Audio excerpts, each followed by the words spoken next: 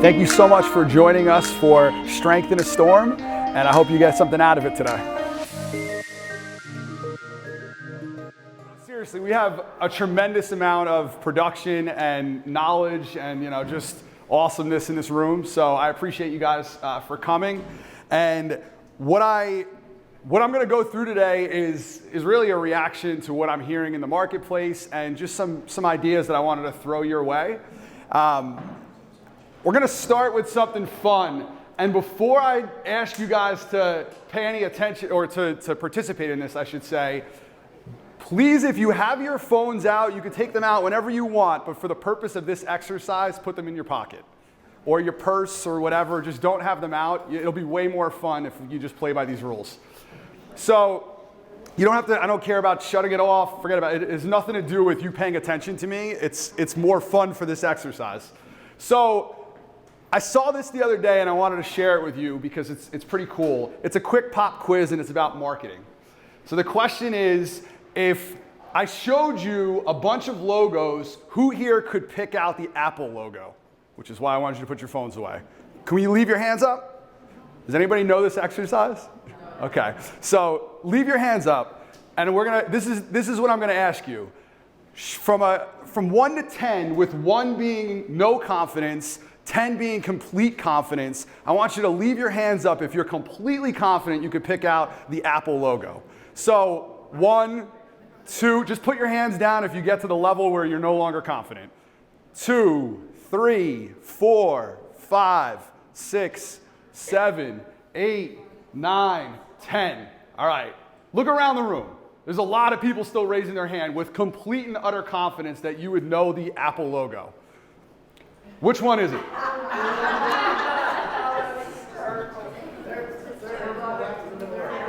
Okay, so without even answering it, you don't have to literally answer this question. The reason I'm bringing it up this way is this. If I asked this same exact question and you knew that this was coming up next, you probably wouldn't mostly be at 10. They would be like, I don't know. Like, I think that it would be a little bit less than what we just saw. And the reason why I bring it up that way is this. Like, if we have this scale for everything that we do in life, well, we all feel that on this scale there's this illusion of certainty. Because you were thinking, hypothetically, that maybe I wasn't going to show you all Apple logos in different directions and all of that. You were thinking it was going to get compared to other logos and you would know it. So you have this illusion of certainty that this is what I'm certain of, 100% certain of. But really, when I gave you more information, newly presented information, that scale would probably slide back in the other direction. And I heard this the other day presented, and I thought it was so awesome because the guy who presented it talked about this gap, and he called it the oh crap gap. So you get presented new information, and you're like, oh, I didn't realize that was going to be, I didn't think of that. And it changes your level of certainty like this. It's immediate. You think you're certain about something and now you're not. So if I showed you a bunch of logos and asked you this question and it was looking like this, you would nail it. It would be automatic. You weren't expecting that. So just in case you were wondering, this is the Apple logo, which I think is this one if I remember correctly. So for those of you who got it right, congrats. But let's go back to this. So if you talk about this scale, if you talk about this range of certainty, well, we have the illusion of certainty, we have newly presented information, we have the oh crap gap. That gap, what does that represent? Well, what it really represents is your ability to learn. Like, that is the segment that you have in which to learn on any topic. Where you think you know everything and where you get presented with all of the information, well, now there's something to learn there. And the problem that exists is with the illusion of certainty, all of us, everybody in here has this, we all deal with this, but we have this idea of I'm certain about a specific topic, and then we shut off.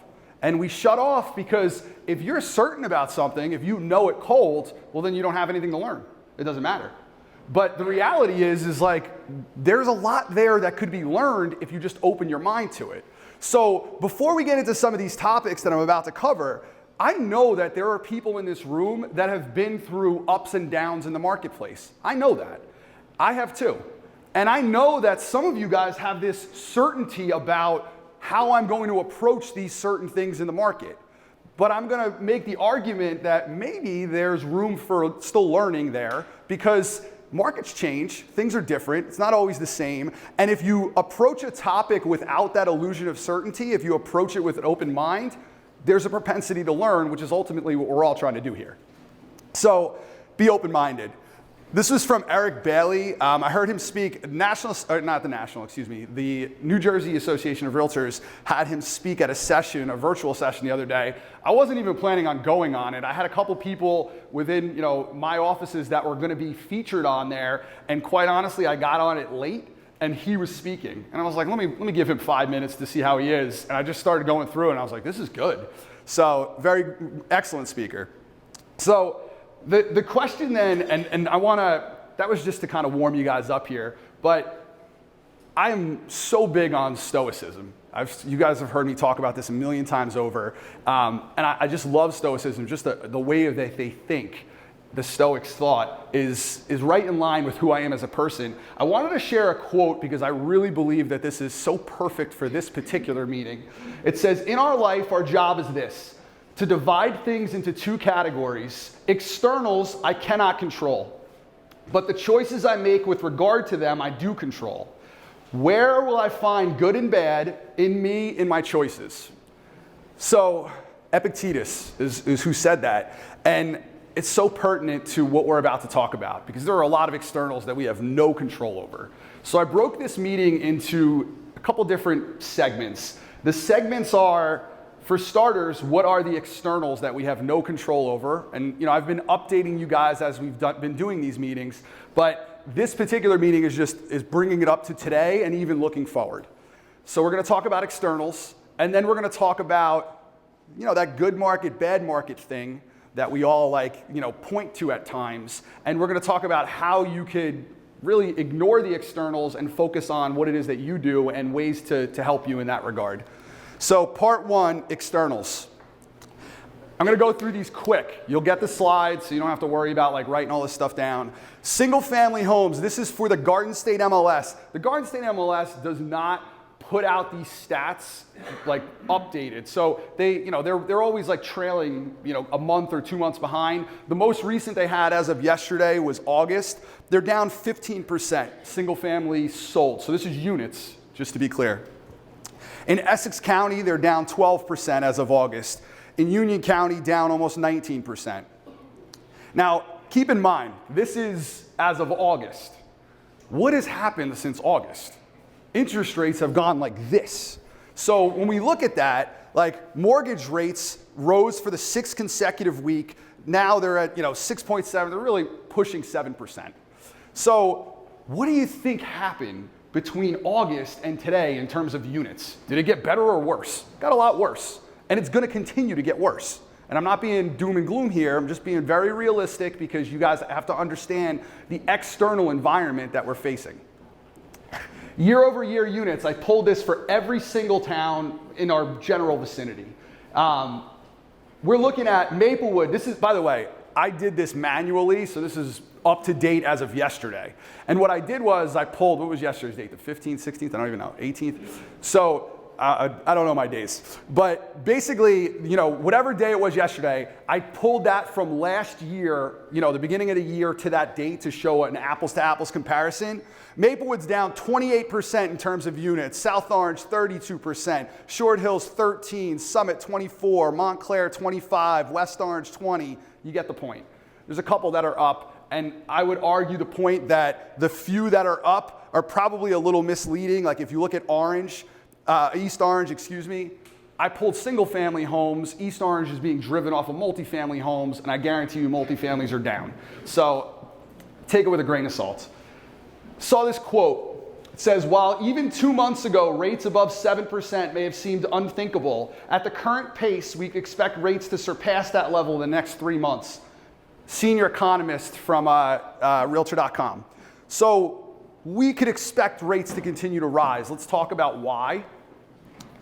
Mortgage, I've just pulled a bunch of articles. Mortgage applications sag again as rates resume the climb to 7%. Gary Keller, love him, hate him, don't really care. He definitely has a pulse on the market. And when you look at what he said, he came out, I don't know if anybody who watched this yesterday, I know Amy did because you had talked to me about it. But when you look at what he pushed out yesterday, he said something that I was like, wow, okay. And I kind of knew that this was the case, but it was interesting that he would come out and say this because I was surprised that he would want this headline. But he came out and said 2022 is poised to become the second worst deal year in history. Now, why is that? So the second year of the Great Recession, we had the largest drop in 1 year in recorded history. 1.5 million transactions were taken off the books. So we dropped significantly. This is national, of course. We dropped significantly in terms of the amount of transactions. Thanks to rising rates and increasingly unaffordable homes, among other factors, he did predict a dip of 1.3 million transactions. I heard in conversations internally that their predictions were even worse. And this is industry-wide, so don't take it as like us versus Keller. It has nothing to do with that. But our internal projections, they're thinking that it's worse than that. From a sheer transaction drop, Keller continued, referring to 2022, this is at least the second worst in terms of the speed at which it's dropped. It's a pretty bold statement that he's putting out there. I mean, we're talking about a significant drop-off in unit count, which means that it's opportunity for everybody in this room. And that's national, and this area hasn't gotten hit as hard as other places in the country, but just realize we're all playing in this same sandbox. This is this morning. Mortgage demand hits lowest level since 1997 as rates continue to rise. So this is, the demand that we're getting for mortgages, this is representing really under contracts moving forward. It's the lowest we've seen since, 97. So the question is are rates going to fall? And that's what everybody keeps talking about. What's going to happen to rates? Are they going to fall? Are they going to go up? What's going to happen? Well, if you look at Powell and what he's putting out in terms of the Fed, he literally came out, this is not verbatim, but he said expect pain. Expect pain. There's going to be more and more pain coming because we need to correct inflation. We're nowhere close to where they want to be in terms of inflation. And inflation numbers that came out, I think it was last week, if I remember correctly, were not good. And the next Fed meeting is in November. So if their goal in life is to get down inflation, and we just came out with, numbers that are not going to be in line with what they're thinking, what do you think is going to happen? They're going to raise rates even more. That's happening in November. So all your buyers that are on the fence thinking, I'm going to wait a few months, I don't know what you're waiting for because it's about to get worse. It really is. Same thing with your sellers. I wouldn't be on the one to be waiting right now because it doesn't seem like it's going in a good direction in terms of waiting. When they did, this was, I think, the New York Times, if I remember correctly, they went out and they talked to the Fed Reserve officials. All of them, straight across the line, predicted that rates are going up. Straight across the line. They're saying that rates are going up here this year and going up further next year. So if all of the people that are the decision makers are coming out and just taking a stance on this is going to get worse, you should probably listen. Are transactions going to decline? So anybody who's been doing this long enough knows that the National Association of Realtors are sunshine and roses in terms of what they put out. I've never heard a bad stat come out ever. We're predicting less. Same thing with Fannie Mae, Freddie Mac, all these different places. They never put out this way in terms of predictions, forecasts. They just did. So I think this is Fannie Mae, if I remember correctly. They're predicting that home sales will drop 21% by next year, nationally. I don't know if that's true, if it isn't true, but that's what their predictions are in terms of units. This is not price, by the way, and be careful with that. This is not price. Our price is going to decline. So, same article, for the first time, Fannie Mae now expects home prices to fall next year. I want you to pay close attention to what I'm about to show you because this is interesting. So, they're predicting declines of 1.5% and 21% down, not on price, but on actual units. That's what their predictions are for next year. I don't know if Fannie Mae is right or wrong. I don't really care about all that because none of us have a crystal ball. We're all making guesses here in terms of that. But when they come out and they say that prices are going to drop, they're saying like, okay, they're going to drop. First of all, I thought this was funny. And I don't know if they're right or wrong, but they're predicting a rise of 9% for the next quarter. So they're still saying prices are rising according to them. I don't particularly agree with that, but that's what Fannie's saying. They're saying in quarter one, they're still going to continue to rise. And then the market's going to flip. And then the market's going to go negative 1% and change per quarter after that. So this brings me to that like, oh crap gap, like of what we know and what we don't know. And we talked about like, this is your ability to learn. So let's bring this to how would I actually use this with a buyer? I'm going to go back to that Epictetus quote. So the second part of this quote is, but the choices I make with regard to them, I do control. So we don't control all the stuff that I just talked about. And this is not a doom and gloom meeting, just to be clear. Like, we don't control that. What we control is this. We control what we do about it and how we handle it and the discussions and the narratives that we bring to the table. So it starts with expertise. Turning no into yes is your job. That's your job. We have to, and it doesn't matter what market we're in, it doesn't make a difference. When the market's like this and people are like, why should I compete with 30 other offers? That's an objection just like this is an objection. They're all objections, we just gotta deal with them correctly.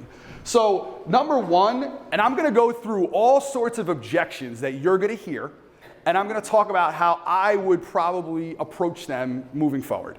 So the first one is, I'm gonna wait to buy. We hear that all the time. All right, so let's assume that this is accurate. That this they're saying that prices are going in the opposite direction. That's what Fannie's saying. And if you combine all of the different price drops that they have, it's 5.2% down in the next year. Okay, how long is the term of a mortgage? Anybody? 30 years? 30 years. So how much has I almost said New Providence. How much has New Jersey homes appreciated in the last 30 years? Percentage-wise. Throw out a number. 40% up? 140? 500%? 243%. We're talking about a 5% potential drop. 243%. Is what it's gone up in the last 30 years. So if anybody held on to that mortgage for 30 years, not only did they pay their entire mortgage off, but they also, their house is worth almost 2.5 times what it was back then. You think that that's a good return? I do. It's 8% a year for you guys that you're not math majors. So if you look at it across the country, it's pretty high. The national average is 290, and I can assure you New Jersey started higher than the national average in terms of like absolute price. So we're definitely seeing, you have places like Montana that are at 571%. Yeah, they started at $3. Like, there's a big difference. Like, it's not where we are compared to Montana. Like, we had high prices to begin with. So when you're talking to somebody who's thinking about waiting because they're like, oh, I'm gonna wait for the market to drop. Like, no, like you don't like wait to buy real estate, you buy real estate and wait, because that's what happens over time. So the second piece of this is, I'm gonna wait because of interest rates, because interest rates are 7%. Okay, so I understand that buying power is reduced today compared to what it once was. I understand that. I'm a buyer in today's market, me personally. And I could tell you, I put an offer on an investment property. This was months ago. We got the offer accepted. The deal was going through underwriting, and the bank lost their appetite to do loans in this particular segment of the marketplace. I had a 4.5% interest rate. Now my interest rate's going to be like 7.5% because it's a commercial property. You know how bad that hurts? It hurts. Like, I understand it firsthand, but I could tell you, like, is it gonna stop me from buying a property that's gonna be income producing? No, it's not. And if I was to be worried about that 7%, I'm really looking at it the wrong way. So I'm gonna talk about like maybe a different way to approach this. So for starters, we're talking about a 7%, which is, let's just say 3.5% jump, 4% jump from where we were. Rents are 100%. 100%. Because what we're really talking about is the interest payment, whereas with rents, it's not an interest payment, you're just burning money. Literally burning money. They're 100%.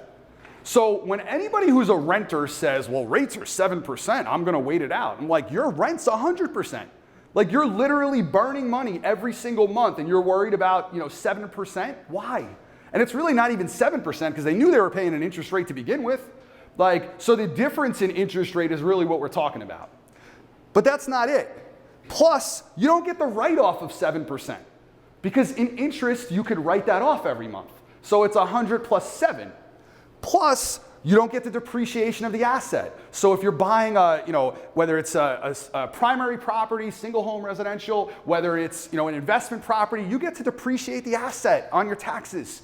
So you miss that as a renter. Plus, you don't get the appreciation of the home, which we just talked about is 200 and whatever it was, 43% in the last 30 years. Plus rents are rising. And that last piece is really crucial. And I think there's one more. Rates are rising. So now the price of what you're going to pay moving forward is going up. Doesn't make any sense to wait.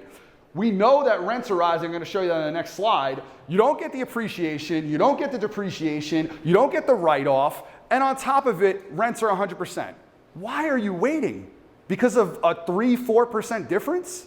Is that the reason why? Because all of this is way better than that. Look at the median asking price in rent since 1988. See a trend? I mean, rents are not going down as interest rates go up. They're going up because the cost of all these homes is going up. And when the cost of all these homes is going up, what do landlords want? They want to make a return. So they're going to raise their rents. That's going to happen. It goes that way. It's counter-cyclical always in the way that works. So, I mean, you have to understand that, anybody who's telling you, oh, I'm going to wait it out in rents, what planet are you on? You just obviously are not educated. You gotta get rid of that oh crap gap. I get fired up about this stuff. All right. So, number 3. Would you buy if rates were 5%? So, it's a pretty cool question to ask somebody, and I'm going to explain why. Such a setup question. And I think most people who are seeing rates at 7% are like, yeah, listen, if rates were 5% tomorrow, I'm in. You get that response, that false bravado. All right, so in the last 6 recessions, this is another setup. In the last 6 recessions, interest rates dropped all 6 times. Interest rates are going to drop. The question is when. So it's a timing issue. It's not a will, it's when. Just know that because history has proven that. It's going to happen. And we are definitely trending into a recession if you haven't paid any attention to the news. So the question to me is when are rates going to change? And I would argue, and this is a complete and utter, educated guess, I don't think that's happening for the next year. I think we're probably talking 2 years from now, before that actually changes, because it'll take a while to curb inflation. And I also, and this is going on a little tangent, I don't think interest rates are the way that we're going to curb inflation in today's world because we're dealing with a supply chain issue. So that's a whole nother topic, but the point is it's going to take a while for inflation to curve, which means that we should, in the words of Powell, expect pain. Are you guys hot or is it just me? It's just me? All right. I'm just dying. All right. Told you I'm fired up. All right, cool. All right, so if the question is a timing issue and timing means I should wait, because that's what people think, I'm going to wait it out. All right, what if we could buy them time? Because ultimately what we're talking about here is getting around objections. And the answer in today's market, and some of you guys have heard this, it's being pumped out on social media and everything else, but if you haven't heard it or if you don't know what it is, you need to put it in your arsenal in your back pocket and you got to start breaking it out. 2-for-1 buy down. So 2-for-1 buy down. Many of you guys, and I'm going to use the points concept for you to understand the difference between the two because I think it's pretty important difference. So when you're dealing with points, and most people understand the idea of points, you go out and you pay a percentage of the loan, 1%, 2%, whatever it is. You pay that up front and you're buying down your rate on the loan. That does not work in today's market. It doesn't. And there's a lot of reasons why it doesn't work, but there's basically a flat curve. And what it means is you're not getting like a 1-to-1 ratio that you would be getting. It doesn't make sense financially to do that. So meaning like if you pay 1 point, you're not getting 0.5% back. You might be getting 0.25% back. So the math doesn't really work out very well. And what it does is buying points in today's market, it extends the amount of time that you would have to stay in that loan in order for it to make sense, which is not a good thing for today's market when we're facing a potential recession, wink, wink, and we know that rates go down in every recession. Well, if you buy a point today, it might take you 8 years, 9 years, whatever it is, to recoup that point. So you would have to keep that loan for 8 or 9 years before it makes sense to refi. Well, that doesn't make sense when rates are 7%. It makes 0 sense. We're trying to buy short-term time. To buy short-term time, a 2-to-1 buy down. So a 2-to-1 buy down, what you're essentially doing is the seller is giving a credit. And by the way, you negotiate this up front. So you go and you say and you could do it in a couple of different ways. You could potentially pay more for the house. I'm going to give you an extra $10,000, but I want $10,000 back as a credit. That's one way to do it. Another way would be you could negotiate with the seller. I'm going to say, I'm going to negotiate $10,000 off. I'm using $10,000 just because it's this example, but depending on the price point, it would be different numbers. So what it does is the seller is prepaying your interest for the next 2 years to bring your interest rate down to a different level. Now, why 2 years? Because 2 years is probably the range that it's going to be before rates start to drop. So what you're doing is you're getting an artificial drop in your interest rates for the next 2 years based on this payment. Now, here's the coolest part about this. First of all, it's a negotiation with the seller, so hopefully the seller is the one paying for this. But the second part, and this to me is even more important, is when you go out and do that, well, here's the thing. Let's say you refi in the next year. That money's not lost. With points, that money's gone. You lost that money. If you refi on a 2-to-1 buy down, you don't lose that money. It just carries over and it buys off some of the equity on your home. So you own more of the home than you did previously. So it's a great strategy for today's market. And if you have a buyer who's on the fence and is if I would get lower rates, I would do it. Great, here's the strategy. And it's gonna get them down to that rate that they wanna be to make it happen. Any questions about that? I know it's a little bit complicated. Can I give you the objections to that? Please, go ahead. Love to hear it again. Okay, so in order to do this, to get a seller's concession, you have to get the seller to buy in. So now you're raising the price of the house. Now you have Potentially. appraisal issue. Yep. And also depending on, if it doesn't come up ahead of time, say you already have the offer accepted, now you're day one in a trade review and you're trying to explain it. Now you're relying on the seller's agent to explain it to their client. Hopefully you can explain it well so they can explain it well. But maybe the seller didn't get what they really wanted for their house and they're feeling a little bruised and they don't really feel like increasing the price of their house, $1,000 to do that. Plus, now they're going to possibly or potentially balk it about paying commission on an extra $10,000 to $15,000, which I know we can get around too, but I'm just So only because I'm in the thick of this. I hear everything you're saying, and I'm not questioning all of what you're saying because I realize that there's realities in certain situations. I get all that. But I'm also looking at an MLS full of price drops. So when you're looking at the MLS have price reductions over and over and over again, and they are, not every property, because granted, and I'm going to agree to you to some extent, if there's 7 offers on a property, no, this is not the move. You either buy the house or you don't buy the house. But if there's a property that's been sitting there for a week, 2 weeks, 3 weeks, 4 months, this is the move. I mean, it's such an easy thing to do to build into that negotiation. It's just one more strategy. And by the way, what about on the seller side? Because I agree with you that not every listing agent has the capacity to be able to, state this properly. But what I will say is if you're dealing with a seller and the seller's adamant, I don't want to drop the price, I don't want to drop the price. Well, maybe before you drop to that next price point, because price points are 25, 50,000, 100,000, depending on what price point we're in, the range we're in. Well, what if you offer this? What if you say, you put in the remarks, seller's willing to offer a credit for a 2-to-1 buy down to reduce the buyer's interest rate from 7% to 5%? Compelling? What about the advertising related to that? Now you could put out some really unique advertising that you couldn't do before, but you could do it because we have a program for it. It's a pretty smart strategy. You should think about using it more because what it does is now what you've done is creatively, you've given, we talked about this at the last meeting, like lateral thinking.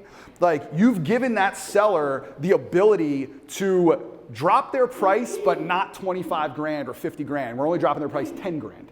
Like it's baby steps, but it also gives you a little bit of, wiggle room in how do you negotiate with a buyer. 2-to-1 buy down, smart move. Please. I did learn that you cannot use this for an investment property. It has to be a primary residence. Thank you for that. That's a really good point that I didn't even know. So, see? When you keep an open mind, you learn. Go ahead. Yeah. Say that again? See, I'm learning all over the place. It's a good thing I keep an open mind. Because the jumbo is changing, the number is changing. Yeah. I think that number is changing. The real jumbo was like 640 something, but GRA is 715. So Okay. Just to be clear, is that 715 purchase price or loan number? Loan number, so it's actually higher. All right. Still, I mean, listen, when you get into the $1 million, $3 million homes, like this is not as big of an issue. There's still an issue there with interest rates, but it's not as big of an issue as when you're getting into that the lower price points. Why is my house not sold? By the way, I'm switching here in part 3. Part 2 is really buyer driven. We're gonna go to the seller side. So what I'm realizing now, because many of you guys are coming to me with this, is I'm getting a lot of the house has been on the market for a week, what do I do? Like it didn't sell the first weekend. And I laugh about it because I'm just like, we have a 6-month listing, agreement for a reason. But here's the thing, we're gonna go through, you can look at this in 2 ways. You can look at this as me setting the seller up, like in terms of setting the right expectations and preparing you guys going into a listing. You could also look at this as me setting the seller up for a price reduction because it goes both ways, but it's really making you guys look really good in terms of how we approach this conversation. So, and I'm gonna do it, I'm gonna give you a case study and an example, but the biggest question is, why is my house not sold? I get this a lot because that's the pressure that you feel as a listing agent when the market's changing. So the case study is this, and before I go into this case study, I'm going to preface it with, I'm using this example arbitrarily. It has nothing to do with this house, the listing agent, the seller, anything like that. All it has to do with is it's been on for 7 days and it's in Maplewood and we have it listed. That's the criteria here. So I'm making all of the narratives up beyond that, okay? That's for you, Ann. Because Ann didn't know I was doing this, so she's probably like, uh-oh. So, all right. So this house, 35 Ridgewood Terrace. Is the market, it's been on for 7 days and it's not sold. That's the context, all right? So is the market the problem? And this is, I've been in front of, I remember, I was a listing agent in a marketplace like, in 2008, 9, 10, 11, whatever. All of those years were not a fun time to be a listing agent dealing with this in the marketplace. So I kind of have it committed to memory at this point of all of the things that sellers throw at you and the order in which you get them, which is what I'm going to go through. So the first is the market the problem? Like, is nothing selling? Like, I don't understand why my house is not sold. So the first thing that I would recommend you do is called a status date search. So if you've never done this, this just has to be added to what you're doing. A status date search is this. You go on the Garden State, I'm just going to use the Garden State as the example, and you run all the statuses that are pertinent. You don't care about old solds or any of that stuff, but you run all of the statuses that are pertinent, and then you run the town that you're looking for. You put in a general price range, a little bit above, a little bit below, whatever the range you're looking in is. So this was on for $1.3 million, give or take. I put in $1.2 million to $1.5 million, and then I ran a status date is the search criteria, just so you know. I run the status date on the day it was listed. So if it's 7 days later, I start on the day it's listed, moving forward. If it's listed for 142 days, I do the exact same thing. It's always the day that it's listed is the status date. Why? I want to see everything that happened in the marketplace between the time that we came on the market to today. It's crucial. So what you're able to do is tell a different story to a seller when you have the facts in front of them. So let me show you what this looks like. There are 4 listings that have changed statuses in Maplewood in that price point. Congratulations, Debbie. So 134 Maplewood Ave is one of those listings, and it's the only one that's under contract. So one under contract since entering the market. This is part of the conversation I'm sitting down and showing the seller. I'll say, listen, we had 4 houses that have entered the market, in the time that were on the market in that price point, during when we were on. That buyer could choose from any one of those 4 houses. They didn't pick yours. They picked the other one. I don't know why, doesn't really matter, but they didn't pick yours. So we had one shot, according to what happened in the last week, of getting a buyer, and they chose somebody else. All right. Next thing is my broker the problem? That's what's coming out of their mouth, whether you realize it or not. They might be thinking it, they might not be saying it, but they're definitely thinking this. Well, why did that other one sell? What did that other broker do? And what I would do, and you got to prep this before you do it, is I'm going to go into the listings that have sold, anything that's traded, and I'm going to look at who was the listing agent. Well, Coldwell Banker was the listing agent on the one that sold. Thank you, Debbie. So knowing that, I check that box. I already know that, now, there are some markets where, for whatever reason, there'll be 5 listings that have sold, and we weren't representing any of them. Well, that stinks. That's not a good thing. But I can tell you, if that happens to us, that really happens to our competitors because we're number 1 in New Jersey.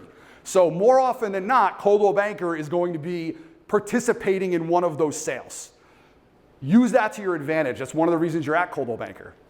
So now we've checked the box in this example, it works out perfectly, that Coldwell Banker is not the problem. It's not the broker. The next question is the agent the problem? Well, maybe Debbie's doing something that Ann's not. I'm just kidding with you. So, no. But I'm going to show you that I don't think that that's true. And this is what I'm going to actually present. So when I'm sitting down with a seller, I'm going to say all right, now, before I get into this, let me go back. I have a lot of experience in this particular topic because I'm a broker. And guess what all the upset, miserable sellers come to? Me. They all come to me and they say, your agent's the problem. And then I have to go and do all of this research to be able to sit in front of them and explain to them why maybe it's not the agent, maybe it's your price. And I'm going to show you how I do that. So the first thing I'm going to pull up is open house activity. Why? Because it shows effort. It shows that that person was trying to get it sold. They did what they could to promote it. Now, in this case, it's only been on for a week, 1 weekend. So in 1 weekend, 2 open houses. That's maximum effort. They can't argue with that. Where it works to our disadvantage and where if a seller came to me and said to me, your agent's not caring, they're not doing anything. Well, if it's on for 3 months and there's 0 open houses and all the competitors had open houses every couple weekends, you look really bad. That's a hard argument for me to make. I would omit that part so to help you, but the reality is I'd be going back to my agent and saying, what are you doing here? Why there's no open houses? You've got to get some activity going. In this example, 2 for 2, nice work, Ann. I also got an email blast from Ann. So I know that she's pushing this out to the masses. That's a little bit of an extra push beyond what we do. So I would use that. I would say, listen, I know she did this. I know she did this. Or if you're the person sitting in front of the seller, I'd be like, let me start with what I did. The first thing I did is I did 2 open houses. I only had the opportunity to do 2 of them. Next thing I did is I did an email blast. I pushed it out to everybody I know in life and all the agents in the marketplace that I want to work with or sell houses in the area, yada, yada, yada. All right, so that's 2 good narratives to start with. The next one, I go on Zillow. 1,984 views on Zillow. It's getting some people to look at it. I could guarantee you one thing, at 1.375, there are not 1,984 people that are buying this house. They're not. So there's more people that are looking at this property than could even buy it, which means that we're hitting some market share in terms of the actual marketing that we're doing. So what's the next thing? The next thing is I'm going to look at her Instagram. She did a video for it. Kudos to Ann. So the video had 1,104 people that watched it. So there's another 1,100 people that looked at it right there. What about the next thing? I'm going to go on to, Ann did Listing Concierge. Through Listing Concierge, it pushes the house out on HomeSpotter. If you guys have never been on this button on the desk, click on HomeSpotter, click on your property, whatever the property is. It will show you how many times it got pushed out ad-wise on all the non-real estate websites.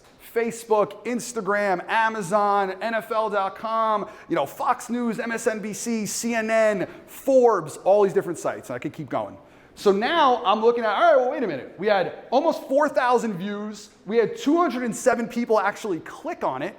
And we had 6 people, I don't know why I erased this, but 6 people engaged, 12 people engaged, excuse me. The next thing I'm gonna look at is CB Insight. If you guys have never been on CB Insight, because some of you have never been in the market long enough to need it, like CB Insight shows you all the clicks on all the real estate websites. It's another button on desk. So I went into CB Insight, all right, we had 1,500 people that have clicked on this. Okay, we're building up a little bit of a narrative here. Like, I had 1,000 people here, I had 400 people there. Let's continue. I go on Garden State MLS. When you go to your listing on the Garden State MLS, on the right-hand side, you can just click on it and it'll show you the stats related to that listing. All right, so on that listing, there were 120 people that received this property on automatic emails. 120. Now, that particular stat matters to me more than most stats, because that means that they are on a search for properties with that criteria. That's a pretty big one. I don't care if it's 120, because again, there's not 120 buyers for that property. There's not. Like, even in the best of times, when did we get 120 offers? Never. So the truth of it is like, we got 120 real buyers working with an agent, ready, willing, and able, that have received that property in the past week. 120. We've only had 3 showings. I don't know how many showings you've had, just to be clear. So we've only had 3 showings. The marketing's not working. You hear that? Like, well, all right, I understand we're limited on showings. How do you like the pictures? Did the pictures look good? Because I got that professional photographer out, and I think they show pretty well online. Yeah, they look great. The pictures are great. Okay, so here's the thing. Those beautiful pictures that you like, in 6 days, over 8,000 people have seen those pictures. I have proof that shows you this. Look, see all these different places? 8,000 people have seen your pictures. 8,000 people. The marketing is not the issue. So then, let's go through this. All right, the marketing's not the issue. Well, it's not the market, because the house sold, went under contract, thank you, Debbie. It's not the broker, because that's a Coldwell Banker deal. It's not the agent, because I just showed you everything that I just did for your house. It's not the marketing, because 8,000 people saw your house in 6 days. What do you think it is? I mean, it's a pretty compelling conversation to have with that person. Like, now maybe they don't want to say it's this, because you know that they're thinking to themselves, this is the last problem we have. Because my neighbor sold for X down the street, 3, 4, 5, 8 months ago in a completely different market than we're dealing with right now, because interest rates just went like this, but they don't want to talk about that. So what is the next thing that they talk about? They usually go to this next. It's, what are you doing to market the home moving forward? Because I know you did all that. I know 8,000 people saw it, but it's not sold yet and we didn't get our showings. Okay, you better have an answer for that. Because if your answer is, well, I already did my job, 8,000 people saw it, you're not going to be in a good place with that seller. You're just not. But if you have a really good answer for this part, well, now it kind of like unlocks everything for you. Because, and I just know this because we talked about this, Ann did Listing Concierge. Listing Concierge still has all of these other steps coming. So now your next answer is, oh, don't worry, I have a list. This is what I'm doing next. The next thing that we're doing, we're actually putting out a TV commercial. And the one after that, we're going to promote it in the New York Times and the Wall Street Journal. And and go down the list.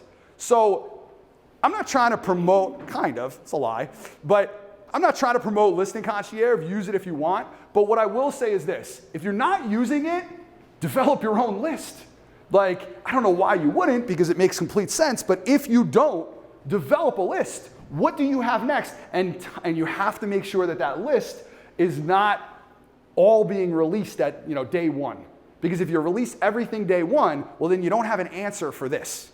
And you better have an answer for this. Because if you nailed all the things that I just spoke about, nicely done, Ann, because you did, but if you nail all the things that I just spoke about, and you have this answer, well then the next thing, you've just eliminated all of their excuses. You've eliminated all their excuses. I'm not saying the person next to you could be absolutely out of their mind.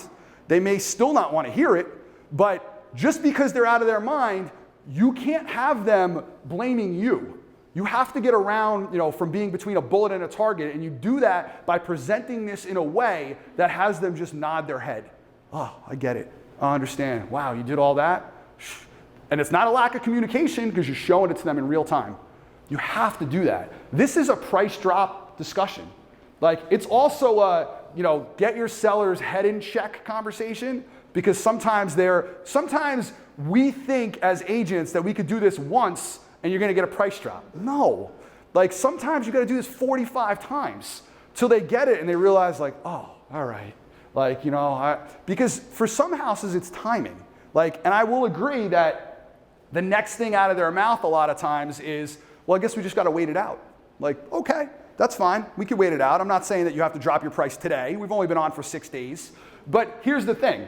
When you do this and you have this conversation with them, well, you're planting the seed, first of all. But what you're also gonna do that I didn't show you here because it was on the market too few days, but as you go forward, all the numbers start going like this. There's a chart that I always used to think about and I used to use. It's called the pig and the python. So it's basically like, it's a snake that eats a pig. So you have the pig up front. That's like when you first come on the market, and then it drops down and it flatlines. So that to me is what you're gonna see with the level of activity on any house. What I also didn't talk about, just because I didn't have the data, is showings and feedback. That would be the other things that I would add to this, is those two things. The last piece of this is probably the most important. You gotta focus on their motivation. If they told you that, my kid, they just had a kid and I wanna be by my grandchildren down in Florida, and I just need to be down there. Well, how bad do you wanna be in Florida? Like, you wanna be in Florida today, or you wanna be in Florida when that kid's 4 years old? Like, you tell me. Because if you start having those conversations, what you're gonna realize is people will look past, a drop of 5% in price, 10% in price, if it means that they could spend their retirement with their kid down in Florida. But you gotta know their motivation. And if you don't know their motivation, you're at a disadvantage, so you need to ask those questions. All right, part 4, building your business.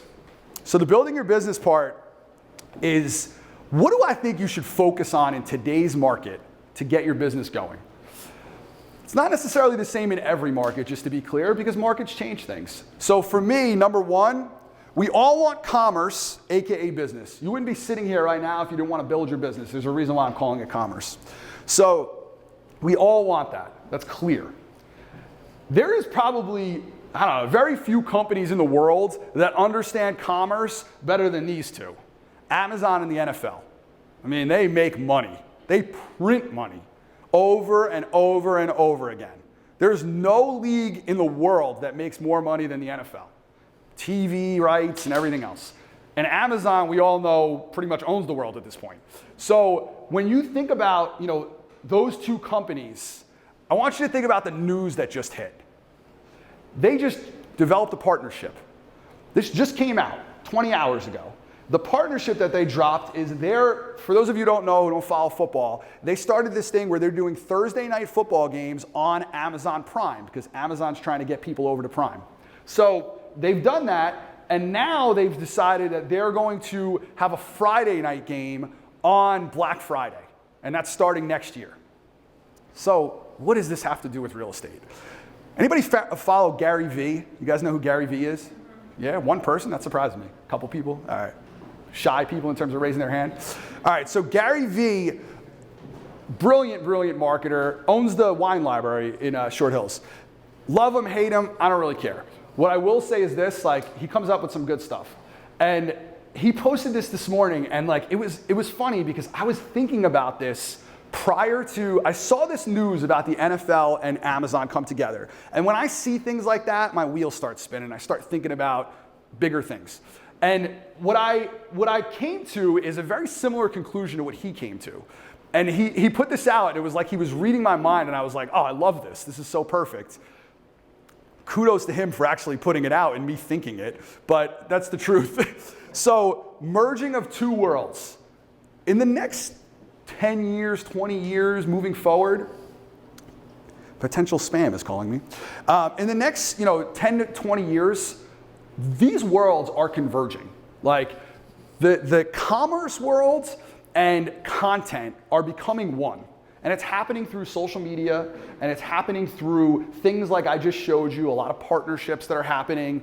Being able to push out great content and connecting it to business is so crucial moving forward. That is where the world is going, and it's going to continue to go in that direction more and more and more. So if this is where the world is going, and it's going that way, whether you care to follow it or not, that's where it's going. If you want commerce, you got to create content. That's the answer. If you want business, you have to create content. And if you look at it, for those of you who are not doing this right now, if you look at it and look around the marketplace and make it specific to real estate, the people that are creating the best content right now are selling a lot of houses for the most part.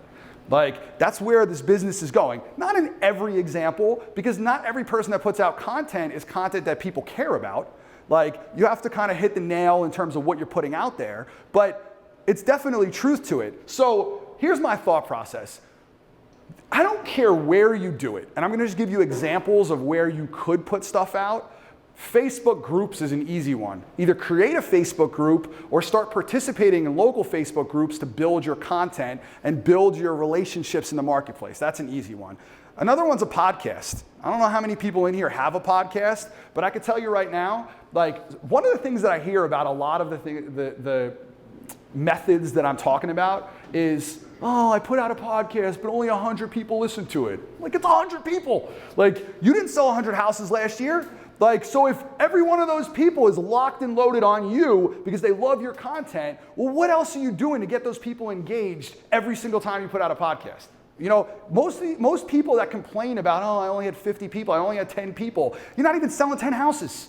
Like, focus on the people that you are bringing in and continue to build that crowd. So it could be Facebook, it could be podcast, it could be a blog. I used to do blogging. I made $50,000 a year every single year on my blog. It was the biggest pain in my ass you could ever imagine, but I still made a ton of money off of it. Like, every single year. It was like clockwork. And I would have done it differently in today's world, but back then that was what I did. Vertical video, not horizontal video, vertical video. Vertical video, you could push it out in so many different ways. You could push it out on YouTube Shorts is like building now. You could push it out on Instagram, which is the next thing I'm talking about. You could push it out on TikTok, obviously. Like, there are so many places to push out vertical video. If you're not building content in vertical video, like, that's the move right now. Just do it. And if you don't want to do it, figure out somebody that can help you do it. Google profiles. Put out content on Google. It's searchable. Like, if you're putting out, every time you take a listing, if you just push out all the information, the pictures, the video, the everything on Google, on your profile, you're going to start showing up higher and higher on search results for the content that you want people to search you for. You know, who's the best real estate agent in Maplewood, Short Hills, wherever. Like, that's what's going to get pushed to. Use it. I saw this last night, and last night my daughter was like, I got like very little sleep. Mila, my 2-year-old, she just kept waking up. I don't know if she was having nightmares or what, but she would wake up and then I'd be wide awake, and I was flipping through the channels, I put on Netflix, and I saw Dave Chappelle has this new special up. It's like a half hour long, 45 minutes long. And I just felt like, I saw a trend in that I was gonna get woken up again. So I put this on and I'm sitting there hoping that she kind of like phases out to sleep. And I watched this, and there was a part of this, the special is, now I'm blanking out on the school that he went to. It doesn't matter. There's a school that he went to, high school there, and he was getting honored that they were putting his name up on like the theater there. And so it was his commencement speech, or whatever you want to call it, thank you speech. And it was very good. But one of the things he said in it is he had gotten a lot of criticism for a recent show that he did. And I don't even know the topic, so I'm a little bit naive to that. But basically, like, he had gotten a lot of criticism for it, and he got criticism from the high school that he went to. Like, because they knew that he was being honored, and they were like, how could you honor this man for what he said in this recent like stand-up? And he basically went on a little bit of a, pushed out an understanding of like I'm a comedian, like, you know, everything's said in jest, and like I'm not hateful, and like all this stuff in terms of like what he put out. But what he continued with that I thought was really awesome is this. He said, you know, here's the thing about comedy, and here's the thing about content. Like, if you don't like what I have to say, not a problem. You don't have to cancel me, just put out something better. Because that's the way of the world. If you put out something better than me, then more people are gonna care about what you say, and I'm gonna get deleted, essentially. And I was thinking about that, and I was like, you know, I have been the critic many times over, where I sit on Instagram or whatever, TikTok, and I watch some like 14-year-old do some weird dance move and get 40 million clicks. And I'm like, what the hell? like, what is this? Like, all right, I think that we all probably have been there before. Like, why are people following this person? Like, what is it about that that's so great? I know I do it, but then what he made me realize last night is like, they're doing something I'm not. Like, they're connecting with people in a way that I'm not. I don't know why. I haven't figured out the dance move that gets me to 40 million, but what I will say is like, instead of criticizing them, the answer is really figure it out. Figure out how to put something out there content-wise that people are going to be, you know, drawn in by. Because if you do that, especially in a marketplace that's changing, it's going to build your business. Like, that will build your business more than anything because people are looking for resources. They want somebody that they could go to and say, this is my source for real estate. They need it. Like, who is it gonna be? Is it gonna be CNN? Is it gonna be New Jersey Realtors? Is it gonna be you? Or is it gonna be your competitor? Like, and if you're not putting out the content, it's never gonna be you. So content to me is crucial right now. Number 2, secret agents get lost in a storm. All right, so we're talking about a storm and this thing that's building right now. And a lot of times we're afraid to be like the face of something. And we're afraid to shine. Like, that's something that like a lot of people are not comfortable in the spotlight. That's just not the role that people want to be in. So I wanted to give you a visual of what it looks like to be secret. That's North Korea from space. So North Korea is, you know, obviously like they are very much about, you know, being secretive and not allowing the press and not allowing freedoms and all of these different things. This is South Korea. Look at all the lights and the energy in South Korea, that's China, and look at North Korea. It's like a ghost town. It's just black from space because there's no life there. There's no energy there. It's nothing because it's a lack of freedom. It's a lack of expression. It's a lack of, you know, exchanging of ideas. That's what it looks like from space. So when I think about real estate, and I think about like anything in life really, but especially real estate, I think of energy.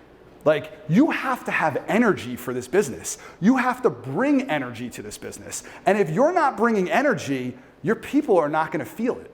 They're just not gonna feel it. You're not gonna build that crowd. So here's what I'm thinking. The best way that I've ever seen energy conveyed in real estate, me personally, events. Hands down. There's nothing that I've ever seen in real estate that brings more energy to a moment, to a period of time than an event. That's, you know, and for some of it is like, it's a lunch and learn. For some of it, it's, you know, doing, you know, an event where you have a speaker come. You know, that's why all these real estate companies, that's why we have Gen Blue next week. Because it's trying to bring energy and energize a crowd of people and a base to go out and perform at a higher level. So here's the thing. It's all about leverage.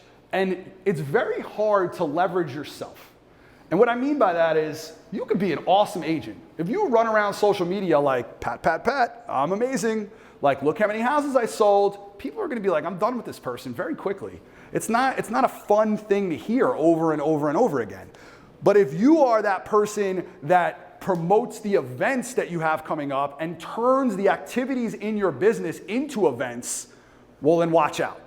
And so I wanna give you an example of that. First of all, you're invited, I put that out there because it's not just the event, it's the build up to an event. It's the aftermath after an event. It's all that goes along with it.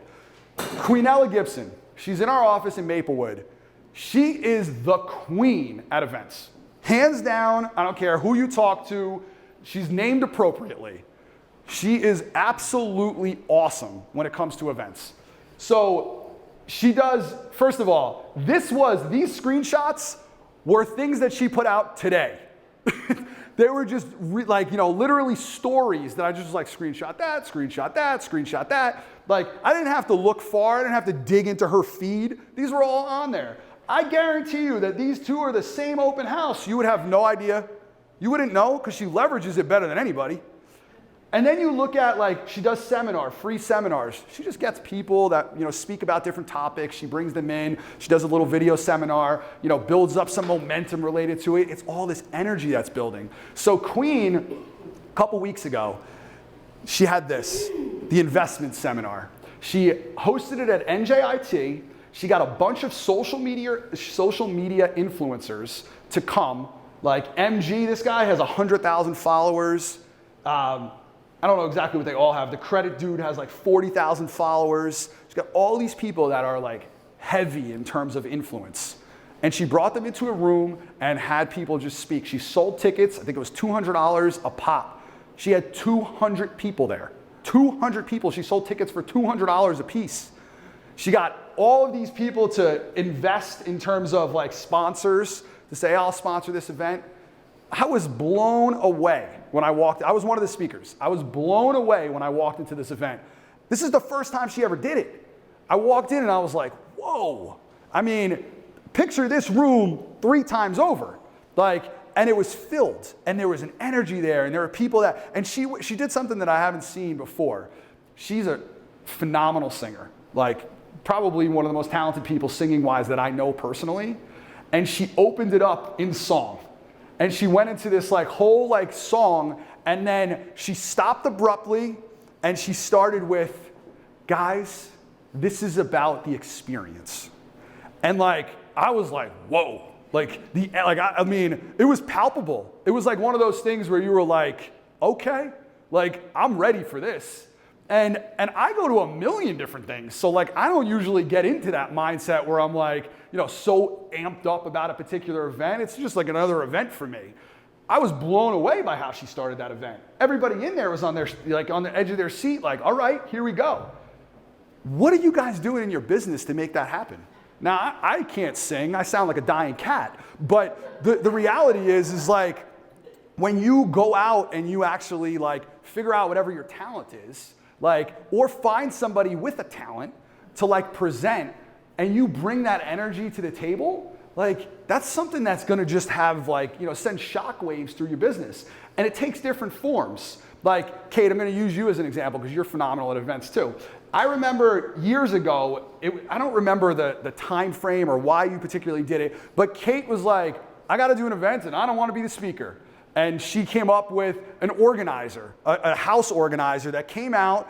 It was like a partner with her and did a whole session on how to organize your house. Well, guess why? Because anybody who's organizing their house either wants to stay for the long term or probably will figure out, I don't have enough room, I want to move, or I'm starting to get prepared to move. It was a really smart idea. There are other ways to do it other than just you being the speaker, because that's not everybody's forte. I'll tell you one thing, it's definitely Queen's. And I guarantee you her business is going up. Guarantee you. Because there's no question about it. The amount of influence that she had from that skyrocketed. And I asked her straight up, I said, it's been about a week, 2 weeks since you did that. How are you feeling from the event? You feel like you got a return off of it? And she started laughing. She was like, it is the best thing I've ever done for my business. Hands down. 2 weeks out. She goes, Mike, I'm getting hit up in so many different ways with people wanting to invest with me and wanting to think about real estate and all these different things.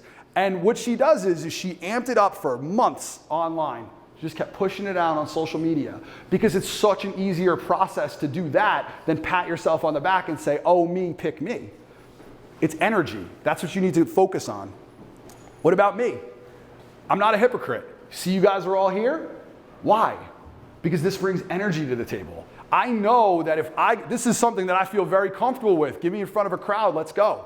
And the reality is all of this it's the connection of me being up here at the Woodland, but it's also, take care, thank you for coming. It's also me here and Siobhan basically recording this because guess what I just did? I just took the two worlds and I combined them. The energy of an event plus the content for later.